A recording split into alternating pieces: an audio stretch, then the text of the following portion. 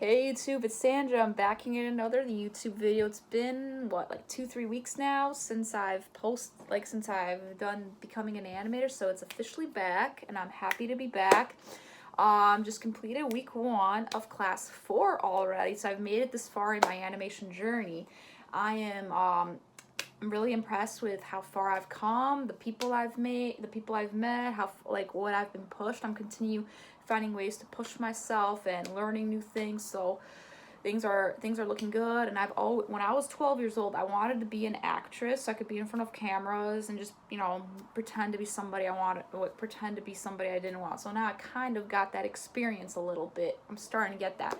But I'm animating a character with facial rigs, with facial expressions. So I have a new mentor, new classmates, some people that are in my previous class too. So this is looking good, man. Yeah, acting now. I remember I couldn't find out where the facial rigs were earlier in the week. I was like, how the hell do I get these rigs, get the facial rigs? Is it broken? I was downloading all these rigs and I'm just like, I realized I just had to turn it on. Stupid me, And I was like, oh, that's how you do it. You have to click on the head and then look for the controls down there. Like, oh, you have to turn the facial controls on and off. So, yeah, that was, not going to bore you with the details there. So I figured that out, and I was posing Aya. So we have to do this pantomime shot now. We have to do a pantomime shot, and we have to figure out the character's emotions. Basically no dialogue. That's gonna be another one that's gonna be tricky. I've never done any of this before, so I'm a first timer to all this, like the facial expressions. Because before I was just doing body mechanics, moving around. I finally got that down. Now this is a whole new thing. So body mechanics, not too worried about, but facials, yes. I am like, woo, let's do this. Let's do this shit, guys. Let's do it. Woo, yeah. But you have to do it. So I was able to pose her. So I went with an idea. So I had act out a few ideas, which are cliches. So one thing I wanted to do was like I'm super excited to go out. So I'm surfing through not searching channel, I'm watching something like touchdown, yeah. That's a big cliche that I learned just recently.